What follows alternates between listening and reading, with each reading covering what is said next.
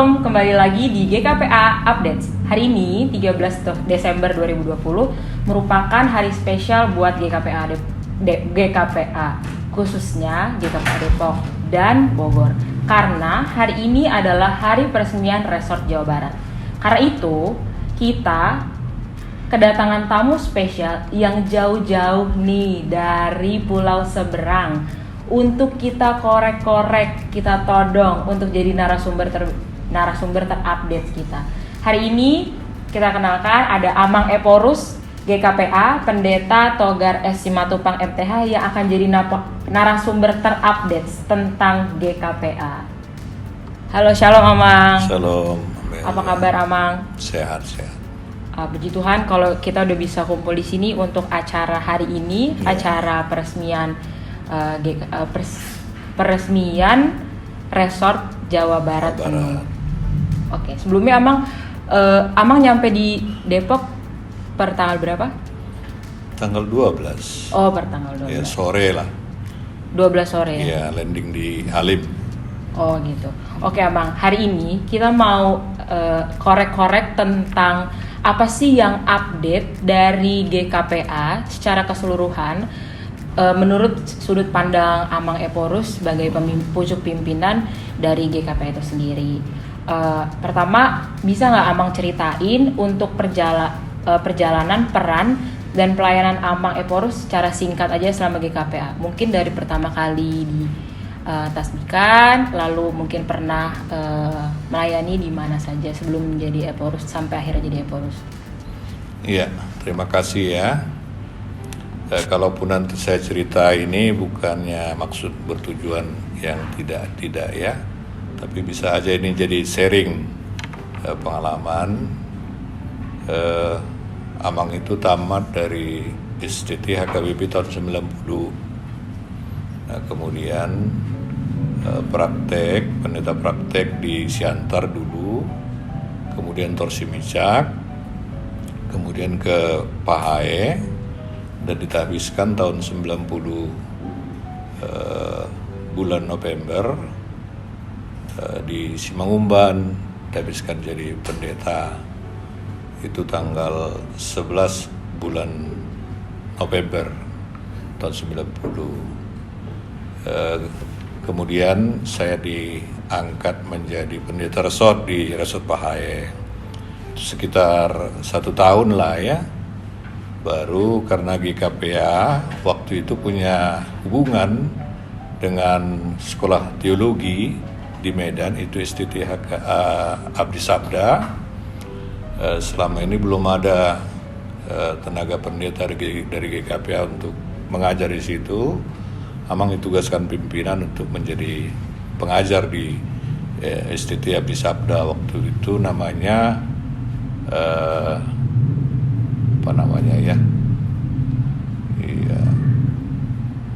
STT Abdi Sabda ya. Nah di situ ada sekitar 11 tahun melayani, dan dari STT Abdi Sabda Amang ditugaskan ambil S2 ke Australia. 2 tahun, selesai dari Australia kembali ke STT Abdi Sabda. 2001-2006 Amang jadi pendeta resort di Medan Timur. 2006 ke 2011 itu menjadi preses distrik 2 SDH. 2011 sampai 2016 itu menjadi sekjen GKPA, dan 2016 sampai sekarang jadi Eporus GKPA. Itulah sampai saat ini. Nanti selesai periodenya kita nggak tahu ya, nanti di mana ditugaskan. Oh, baik Amang. Jadi memang awalnya itu sebelum jadi pendeta resort, distrik dan lain-lain itu menjadi tenaga pengajar terlebih dahulu untuk masa 11 tahun.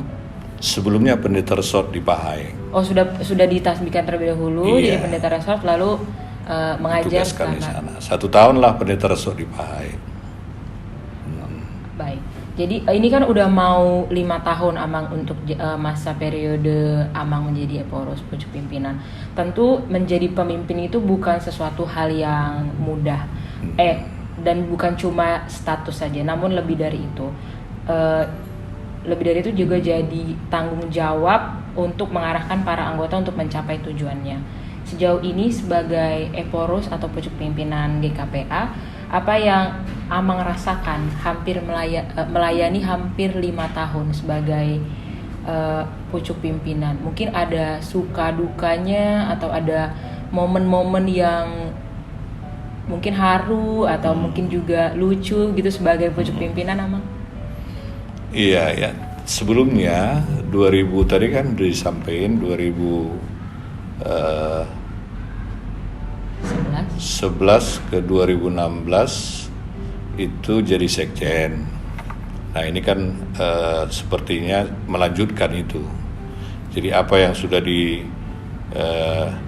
digumuli 2006-2011 kita lanjutkan ke 2011 ke 2016, kita lanjutkan 2016 ke 2021. 2016-2021 itu masa GKPA menetapkan visi misi GKPA untuk 25 tahun 2016 ke 2041. Nah ditetapkan visi GKPA 25 tahun ke depan itu dari 2016, gereja yang unggul melayani dalam kebersamaan. Ya, jadi semua program yang dituangkan dalam Renstra sudah tertata. Jadi itulah dasar-dasar apa yang dikerjakan selama 25 tahun nanti ke depan ya. Dan untuk masa 5 tahun ini sebetulnya kalau Amang sebagai Eporus fungsinya itu kan sebagai gembala, ya menjadi gembala bagi semua anggota jemaat, gembala bagi para pelayan begitu ya. Jadi ada kenangan khusus lah sebenarnya menjalankan fungsi sebagai gembala, karena banyak bervariasi itu, baik itu dari para pelayan kita, pendeta. Ini memang jadi tugas yang berat bagi Amang ya, bersama Amang Sekjen, bagaimana mempersiapkan, mendidik, mengarahkan para pendeta itu supaya betul-betul menjadi gembala ya, di lapangannya masing-masing, menjadi contoh, menjadi teladan kan. Dan itu memang harapan daripada anggota jemaat begitu. Jadi memang itu tugas berat sama Amang, termasuklah dalam periode ini begitu. Nah kemudian untuk jemaat kita sesuai dengan visi itu, gereja yang unggul melayani dalam kebersamaan, bagaimana menata pelayanan ini itu secara bersama. Ini kan GKPA ada yang di kota, ada yang di Bonabulu, kan begitu ya. Jangan nanti yang di kota ini maju, tapi yang di kampung ini Bonabulu tinggal atau tidak merasa satu begitu. Ini tugas berat sebetulnya bagi kita. Ya, tentu itu berkat dari perlindungan, penguatan daripada Tuhan juga untuk melaksanakannya itu. Jadi inilah yang kita fokuskan, program-program prioritas untuk 5 tahun ini begitu. Sejauh ini kan Amang ini udah hampir 5 tahun, pasti Amang ada kayak program yang dibuat nih, misalnya mungkin dalam seksi diakoni, diakoni atau arturia gitu. Nah itu tuh ada yang membawa dampak nggak, maksudnya dari yang dibikin terus udah berdampak nih, udah kelihatan benih-benihnya gitu. Terus kita itu kan sekarang ada di masa pandemi COVID-19.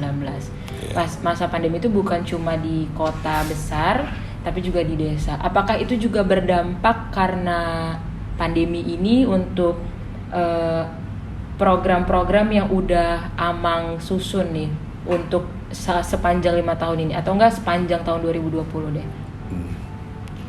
Ya, jadi memang kita berusaha untuk ada satu program namanya peningkatan ekonomi warga. Jadi ada tahapan-tahapannya dengan pembentukan tim ekonomi GKPA begitu. Tapi kita punya harapan bahwa ada nanti peningkatan ekonomi umat yang mendukung kehidupan kerohanian itu. Dan itu masih dalam persiapan. Tapi kita akan teruskan itu. Ya. Salah satu memang tantangannya, kita kan nggak duga ini pandemi COVID-19 ini. Betul seperti yang disampaikan Amelia tadi, bahwa bukan hanya di kota itu berdampak, ya, di desa-desa juga berdampak, karena ya nggak ada nilai harga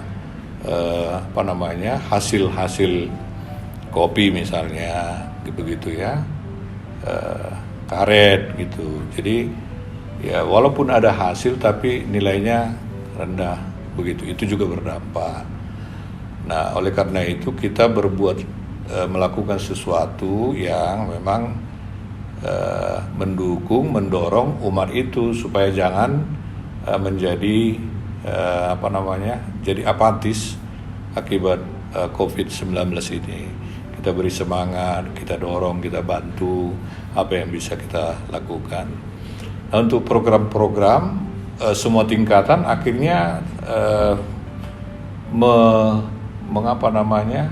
diformulasikan ulang lagi.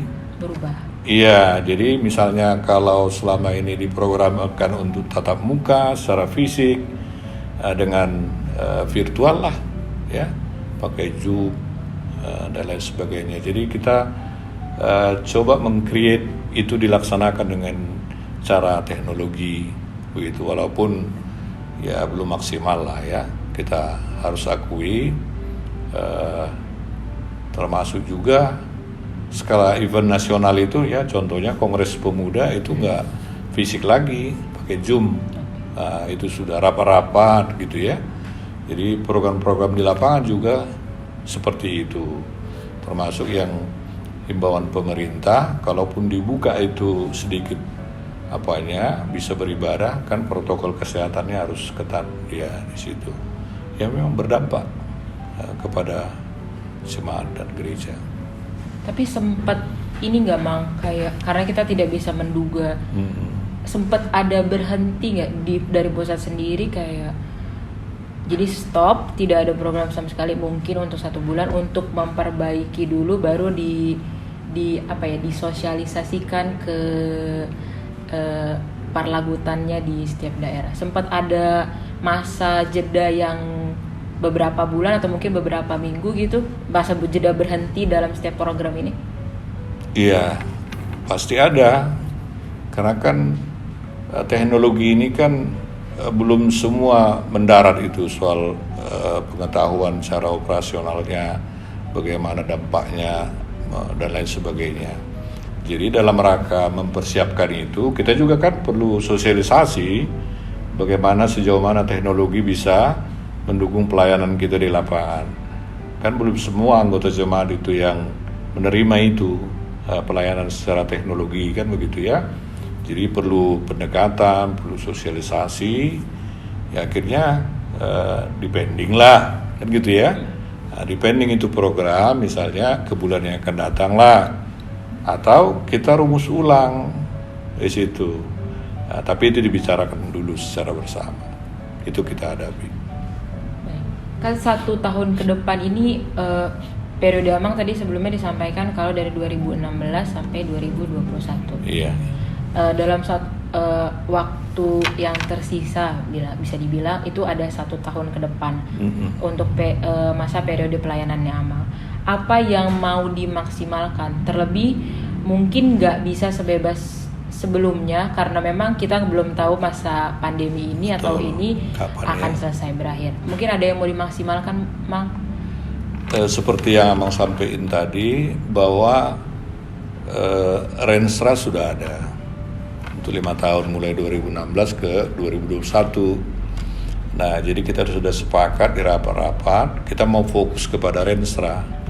Jadi kalau ada Renstra yang tertinggal selama ini kita naikkan, kita jadikan program prioritasnya untuk mempersiapkan itu. Nah, di samping terkait dengan dokumen-dokumen yang perlu kita kerjakan, kita persiapkan peraturan-peraturan, sumber daya, ya, karena tahap periode ini sampai 2021 namanya peningkatan kapasitas dan kapabilitas di semua lini dia. Nah, jadi pembinaan, peningkatan mutu, kapasitas, kapabilitas daripada warga itu mau diprioritaskan, begitu. Jadi dari sumber daya manusianya akan dimaksimalkan. Termasuk pemuda. Termasuk pemuda. Iya. Termasuk pemuda. Betul ya. Oke nih, kita udah ngobrol panjang lebar soal pelayanannya Amang. Sekarang kita mau mengenal Amang lebih dekat. Kita ada games nih Mang. Jadi nanti Amang Eporus akan jawab cepat pertanyaan-pertanyaan yang akan aku sampaikan. Iya. Jangan sulit-sulit ya. Enggak gampang. Inilah quick question bersama Amang Eporus. Jadi Amang, yang pertama, Amang lebih memilih panggang atau saksa? Coba nih, 1, 2, 3. Panggang. Oke. Terus Naniura atau arsik? Naniura.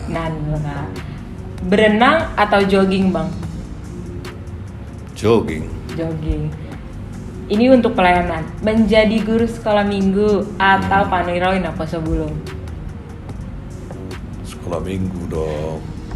Sarapan pakai mie gomak atau pakai lontong Medan? Ini enak nih dua-duanya. Dua-duanya enak. Pakai mie gomak lah. Pakai mie gomak. Iya. Lalu jemaat sedikit namun berkualitas atau jemaat banyak tapi hanya simpatisan saja? Ya, yang sedikit lah tapi punya kualitas. Baik. Selanjutnya tadi kan Amang udah cerita ada pelayanan dari di kota besar dan di desa. Tapi menurut Amang pilih pelayanan di desa atau di kota? Gak bisa dua-dua ya. Pilih deh nih. Harus pilih ya. Pilih deh. Iya di desa lah. Kenapa Amang alasannya? Kan di kota enak gitu. Iya, ya karena mereka orang kota nih. sangat membutuhkan. Oke, baik. Kalaupun beda-beda tantangan itu. Baik. Menjadi pendeta resort atau menjadi guru jemaat? Kalau dari jabatan pendeta resort, tapi kalau langsung kepada jemaat, guru jemaat. Oke. Lalu lebih mau mengembangkan sekolah minggu atau napa sebelum? Untuk mungkin beberapa tahun ke depan. Napa sebelum ya dong? Napa sebelum. Lalu kan Angkola GKP itu kan berkembang. Jadi 100% Angkola atau campuran? Campuran lah. Campuran. Oke. Nih selanjutnya, selain membaca buku Ende dan Alkitab, salah satu buku favorit saya atau Amang adalah, ada buku favorit lain mungkin Bang? Ya buku-buku teologi. Ada penulis tertentu mungkin? Ada beberapa itu. Banyak ya. Iya. Oke. Karena saya orang praktis, bidang praktis lah. Oke. Lalu banyak orang yang tidak tahu kalau Amang Eporus pernah memiliki mimpi menjadi, mungkin selain jadi pendeta gitu, memiliki mimpi apa Amang? Waktu SMP saya bercita-cita mau jadi insinyur. Wow, insinyur. Lalu bila saya kembali menjadi Naposo Bulung di masa kini, maka Amang akan apa? Kalau di era yang sekarang? Ya harus bersiaplah, mempersiapkan sumber daya saya, karena banyak persaingan ini sekarang. Oh ya benar. Benar, mempersiapkan diri teman-teman.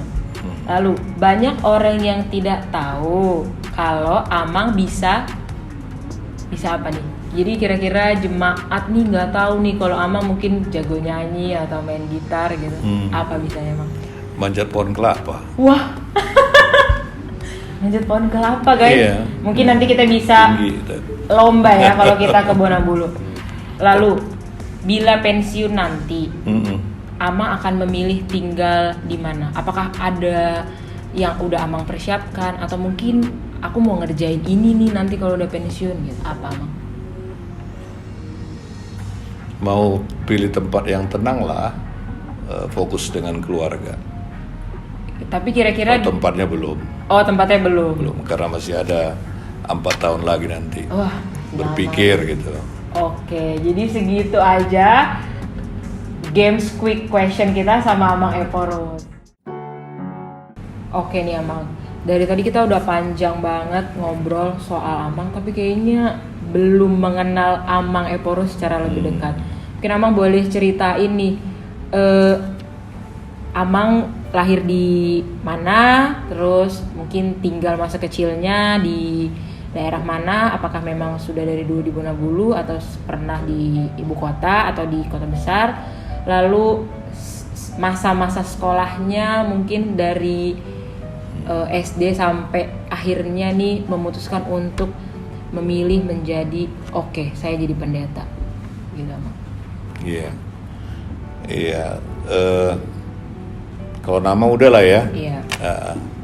Amang lahir tanggal 10 November tahun 1965. Hari pahlawan. Iya, jadi kalau nggak dirayain pun nggak apa-apa. Tapi dirayain sama seluruh Indonesia ya. Merayain itu gitu ya. Jadi nama juga ada kaitannya ke situ. Oh. Diberi orang tua Togar Tegar. Oh, bahasa Indonesianya. Iya, Okay. Satria karena kepahlawanan itu. Oke. Di Togar Satria. Tahun 65 kan masa-masa apa itu PKI ya. Di situ. Jadi itulah nama itu gitu. Amang SD di 50. Itu 50 itu dulu Kabupaten Asahan. Asahan. Lahirnya di 50, SD di 50, SMP juga di 50. Kemudian SMA Negeri 1 Medan. SMA Negeri 4 Medan. Gitu. Baru sekolah pendeta lah di Siantar kan. Ambil S1. Baru ambil S2 di Australia. Nah, yang memang pengalaman Amang yang perlu di-share juga gitu ya sama remaja pemuda. Waktu SMP Amang itu karena orang tua saya guru. Dua-duanya. Mulanya. Oke. Mama saya karena sudah ada 3 anak disuruh papa berhenti aja lah kerjanya. Supaya fokus untuk mendidik, membesarkan anak-anak. Jadi waktu SMP itu karena guru dulu gajinya kan kecil, nah ketepatan Tuhan kasih agak luas pekarangan itu. Mama saya itu bikin tanaman-tanaman di sekeliling, ada jambu, buah-buahan kan, ada ubi kayu, ada terong itu. Jadi untuk menambah gaji kehidupan itu, mama saya menjual itu. Jadi dia yang kumpul, saya kawani, saya yang menjual ke pekan. Jadi tukang jualan saya waktu SMP, jual terong, jual jambu, jual gedong-dong begitu ya, jual sayur daun ubi diikat-ikat kan. Daun ubi itu kalau di Jakarta daun singkong. Daun singkong, itu diikat-ikat itu. Diaturlah ke pajak pagi-pagi kan. Sesudah pajak itu juga itu pasar ya teman. Pasar, oh iya. Ya, beda-beda ya. Iya. Nah jadi pulang dari pasar pajak, ya mandi, sekolah begitu. Nah tadi cerita bahwa saya pintar manjat pohon kelapa ya. Nah itu, jadi waktu SMP saya sudah seperti monyet itu naik gitu kan, di atas loncat-loncat di pelepah itu, sudah seperti itu saya. Tapi pohon sendiri kan Amang? Oh iyalah, jangan pohon orang kan. Jadi mengupas kelapa itu juga, kemudian menggandengkannya, mengikat, kemudian membikin ke sepeda supaya mau dijual itu. Saya buat itu, saya jual pagi-pagi jam 5 pagi ke pasar, saya jual itu. Nah, jadi pengalaman-pengalaman yang memang indah dan bermanfaat sama Amang. Ya, yang saya maksudkan, ya dari kecil juga perlu mengalami itu, karena itu menjadi pembentukan pribadi juga. Ya, merasakan yang susah, merasakan yang sulit, membantu orang tua, ya dan lain sebagainya. Sehingga itu menempa Amang untuk gigih menghadapi hidup. Begitu. Oke, sebelum kan apa ya, Mang? Amang background keluarganya bisa dibilang itu kan guru. Terus tadi Amang cerita 3 bersaudara. Amang 3 bersaudara? Enggak, 8. Oh, jadi 8? 8. Ternyata banyak. Banyak tuh keluarga dulu begitu. Ya. Nah, KB, keluarga besar. oh iya, keluarga Gabe, keluarga besar.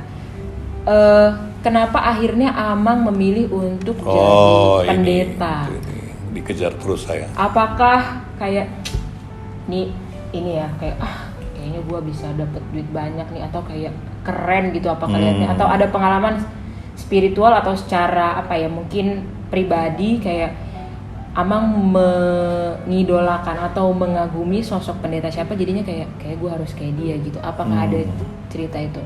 Atau malah udah lama kamu jadi pendeta aja apa kayak gitu? Tadi kan saya bilang cita-cita saya kan insinyur. Iya. Kan begitu. Nggak ada terpikir kemana-mana. Jadi fokus ke insinyur. Itu karena ada backgroundnya. Dulu Inalum ada di daerah Asahan. Nah, jadi lewat itu bus Inalum yang baru-baru, keren-keren itu apanya, pakaian pegawainya. Nah, kita duduk-duduk lewat itu kan, pagi sore. Wah, enak kali orang ini jadi insinyur ini, saya pikir begitu. Itu yang ada dalam pikiran. Nah, jadi waktu itu saya di SMA 4 Medan, selesai tamat kuliah, ujian Sipermaru. Itu namanya dulu, selesai SMA, ujian perguruan tinggi. Jadi lagi nunggu hasil, ada ujian Sipermaru itu kan. Jadi Amang itu gereja namanya di HKBP Simpang Limun di Medan. Nah, jadi pada waktu ibadah minggu ada wartanya itu ada penerimaan sekolah pendeta. Nah, di situ aja mendengar warta itu ada dalam pikiran saya, hati saya harus melamar ke sana. Pengumuman belum ada kan, tapi itulah panggilan Tuhan itu, saya disuruh ke sana gitu. Jadi saya kasih tahu sama orang tua, sama keluarga, mereka ketawain. Bahkan mereka bilang nggak ada uang di situ, masalah-masalah aja yang ada di situ katanya kan. Disepelekan saya waktu itu, tapi enggak, saya harus jadi pendeta gitu. Itu dulu Balige, nggak pernah saya ke situ.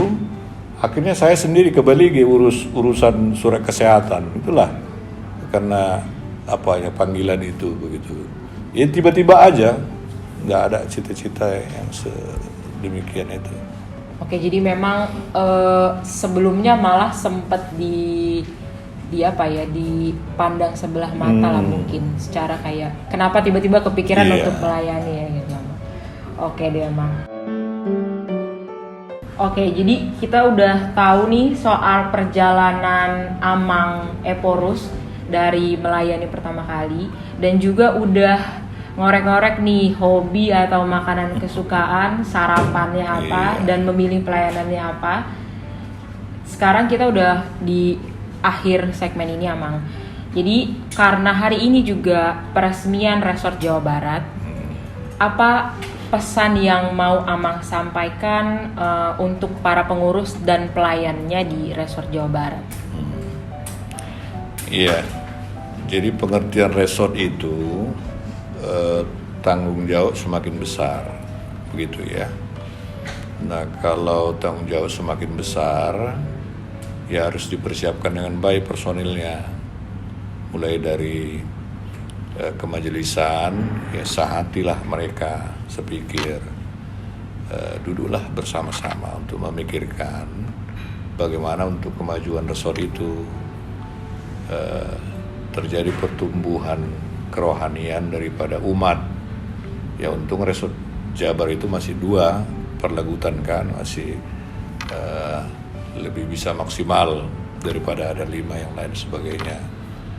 Tetapi kita pesankan juga supaya ada pengembangan juga di resort itu, bukan hanya 2 atau 3 atau 4 dan lain sebagainya, sehingga ya GKPA berkembang ke masa depan dengan berdirinya satu resort baru. Oke, baik. Yang terakhir, ini curang nih karena tahun Naposo Bulung, tahun pemuda. Ada pesan khusus nggak untuk kita Naposo Bulung di seluruh GKPA dari Sabang sampai Merauke Lama? Mungkin di luar Indonesia juga ada teman-teman Naposo Bulung yang ngelihat ini nanti, ada pesan khusus? Iya. Jadi untuk anak-anak kami Naposo Bulung, ini selalu saya tekankan bahwa kalian itu bagian dari gereja. Jadi jangan jauh-jauhlah dari gereja, justru tanggung jawab itu ke depan ada di kalian. Nah, oleh karena itu dekatlah sama gereja, dekatlah sama Tuhan. Ya, untuk masa depan juga seperti itu. Terutama persiapkanlah diri kalian dengan sebaik-baiknya. Ini kan ada istilah bonus demografi tahun 41 ke depan, kalianlah jadi pemimpin. Jadi bukan hanya di gereja tapi di negara ini. Nah, kalau kita lebih fokus kepada gereja, kalianlah pemimpin gereja ke depan. Itu perlu sekali mempersiapkan diri dengan sebaik-baiknya anak-anak kami Naposo Bulung dimanapun berada ya. Teruslah bersemangat, rajin, bukan hanya rajin membaca buku, ya, melihat teknologi, tapi tetaplah rajin membaca Alkitab, rajin berdoa ke gereja. Ingatlah pesan itu, ya. Terima kasih. Oke, baik, Amang. Jadi ini teman-teman Naposo Bulung bisa didengerin dan diingat ya apa pesan Amang Eporus. Baik, sampai di sini perbincangan kita untuk ngorek-ngorek lebih dalam perihal updates dari GKPA secara keseluruhan. Terima kasih Amang Eporus untuk waktunya. Mungkin sehat selalu dan nanti untuk kembali ke Bona Bulub juga bisa sehat dan perjalanannya juga baik. Terima kasih teman-teman untuk waktunya. Pinatik kon ujur tutup ini tapian, tu dia hitam mengalaka. Saya tusi mada botal persaulian. Matutu.